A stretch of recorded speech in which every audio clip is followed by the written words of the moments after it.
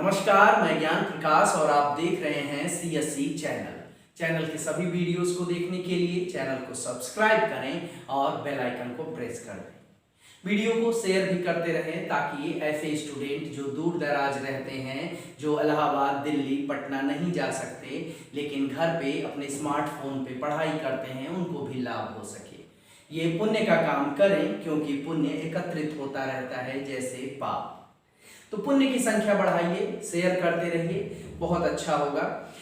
कल जब मैंने मुख्य परीक्षा के लिए प्रश्न पोस्ट किया टेलीग्राम के ग्रुप में, तो लगभग 1000 से ऊपर लोगों ने क्वेश्चन को लिखा और हम लोगों को, जितने ट्यूटर हैं सभी लोगों को पोस्ट किया, उनको फॉरवर्ड किया मैसेज को। और आपको जान के आश्चर्य होगा कि इतनी प्रतिभाएं और सिर्फ मेहनत के अभाव में अपने लक्ष्य तक नहीं पहुंच पाती हैं। अगर मेरे कहने पे आप केवल प्रश्न लिखेंगे तो ये बेईमानी होगी अपनी मेहनत के साथ और खुद के साथ। आप रोज लिखा करें, कोई कहे या ना कहे, आप रोज 2 से 3 प्रश्न लिखा करें मेंस के। क्यों? क्योंकि बड़ी परीक्षा है, प्री निकालने के बाद मेंस ही वह असली लड़ाई है जहां निर्धारित हो जाता है कि कौन युद्ध में रहेगा और कौन युद्ध से बाहर जाएगा। रोज लिखें 2 क्वेश्चन, अपने आप को कसम खा लें कि मुझे लिखना ही है, मैं भोजन नहीं करूंगा जब तक उत्तर नहीं लिख लूंगा। तो ये जो जीवटता है, अगर ये आ जाएगी तो यकीन मानिए सफलता आपके पास खुद चल के आएगी। और अब ये हम लोग कर लें, फिर मेंस रात को हम लोग टेलीग्राम चैनल पे आएंगे और फिर चर्चा होगी विस्तृत। तब तक आइए आज का विषय शुरू करते हैं। हेस्टिंग और उसके समय में संवैधानिक विकास। 2 ऐसे परिवर्तन होते हैं, 2 ऐसे कानून लागू होते हैं जो ईस्ट इंडिया कंपनी की जो व्यवस्था है, जो संरचना है, उसमें परिवर्तन करते हैं। पहला रेगुलेटिंग एक्ट 1773 में चर्चा करते हैं। 22 मार्च 1773 को रेगुलेटिंग एक्ट पारित होता है। इस रेगुलेटिंग एक्ट में कहा गया होता है कि अब जो मतदान का अधिकार है वो 1000 पाउंड जो लोग शेयर रखते हैं वही दे पाएंगे केवल, मतलब उसमें मतदान कर पाएंगे। कंपनी के जो भी कानून हैं, जो भी मतदान होते हैं उसमें। दूसरा, पहले चुनाव 1 वर्ष पे होता था, अब अवधि बढ़ाकर 4 वर्ष कर दी गई रेगुलेटिंग एक्ट के द्वारा। बंगाल का गवर्नर अब गवर्नर जनरल कहा जाने लगा और उसके अधीन बंबई और मद्रास के गवर्नर को कर दिया गया। लेकिन अभी भी स्थिति उतनी साफ नहीं हुई कि क्या ये पूरी तरह से गवर्नर जनरल के अधीन रहेंगे या कुछ इनके अपने भी स्वायत्त अधिकार रहेंगे। इसलिए इसको थोड़ा सा दोष भी कहेंगे, लेकिन फिर भी अब बंगाल का गवर्नर जनरल हो गया है और बंबई और मद्रास के गवर्नर जनरल इसके अधीन कर दिए गए हैं 1773 के रेगुलेटिंग एक्ट के द्वारा। 4 सदस्यों की काउंसिल बनाई गई, किस लिए? ताकि यह परामर्श दे सके गवर्नर जनरल को और कंपनी के विकास को आगे बढ़ाया जा सके। कलकत्ता में सुप्रीम कोर्ट की स्थापना होती है। इम्पे इसके मुख्य न्यायाधीश बनाए जाते हैं, इलियास इम्पे।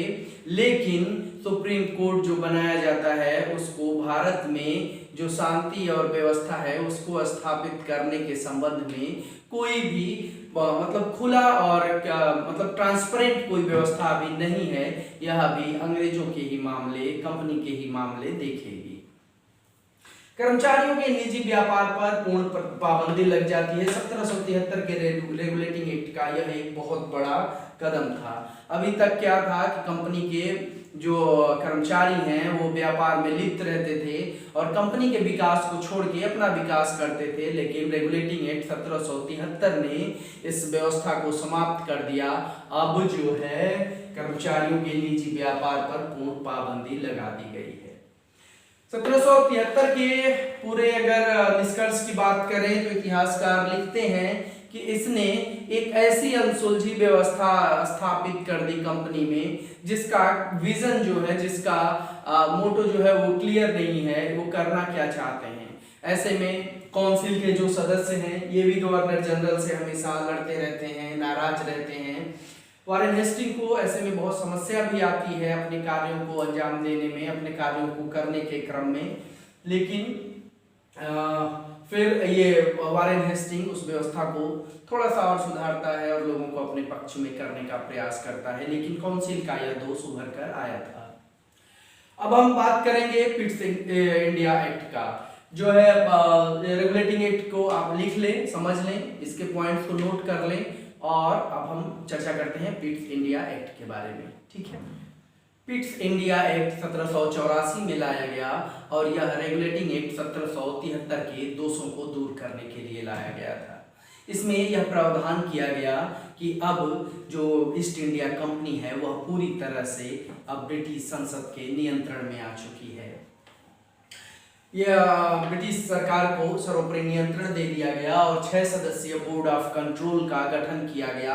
अब यह बोर्ड ऑफ कंट्रोल निर्णय करेगा कि गवर्नर जनरल को किससे संधि करनी है, किससे युद्ध करना है, या राजस्व संबंधी निर्णय हैं वो कैसे लेने हैं।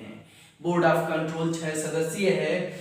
एक गुप्त समिति का गठन किया गया जो 3 सदस्यीय है। यह गुप्त समिति ब्रिटेन से नियंत्रण करती थी गवर्नर और गवर्नर जनरल के ऊपर, और उन्हें ऐसे आदेश भेजती थी जो बहुत ही गुप्त होते थे और जिनको किसी अन्य साधारण व्यक्ति के सामने उजागर नहीं किया जा सकता था। काउंसिल में जो पहले 1773 के रेगुलेटिंग एक्ट में 4 सदस्य थे, अब उनकी संख्या 3 कर दी गई है। कम सदस्य करने के पीछे तर्क यह था कि ज्यादा होने पे मतभेद भी ज्यादा होंगे, इसलिए काउंसिल में अब सिर्फ 3 सदस्य रहेंगे और गवर्नर जनरल को जो वीटो का पावर था, यानी कि उसे अपने विवेकानुसार वोट देने का जो अधिकार था अपने विवेक के ऊपर, उसको भी यथास्थिति रखा गया। युद्ध तथा शांति राजस्व संबंधी मामले गवर्नर जनरल। हुआ क्या कि 1773 में बंगाल के गवर्नर को गवर्नर जनरल बना दिया गया, लेकिन अभी भी बंबई तथा मद्रास के गवर्नर को कुछ अधिकार ऐसे थे जो वह स्वतः लेता था, लेकिन अब गवर्नर जनरल को यह अधिकार दे दिया गया 1784 के पिट्स इंडिया एक्ट में कि अब जब भी बंबई और मद्रास के गवर्नर युद्ध संबंधी, शांति या राजस्व संबंधी जो मामले हैं उस पर निर्णय लेंगे तो गवर्नर जनरल से पूछ कर लेंगे, और governor general board of control जो 6 सदस्य है उससे लेगा, और ये ब्रिटिश सरकार जिसका अब नियंत्रण हो गया है सर्वोपरि, वह जो है इनको उसके ऊपर प्रश्न जाएगा कि वह कैसे उसका निर्धारण करना चाहती है। यह व्यवस्था कमोबेश 1858 तक चलती रहेगी। उसके बाद फिर इसमें परिवर्तन होगा, लेकिन तब तक यही आधार रहेगी, यही व्यवस्था चलती रहेगी।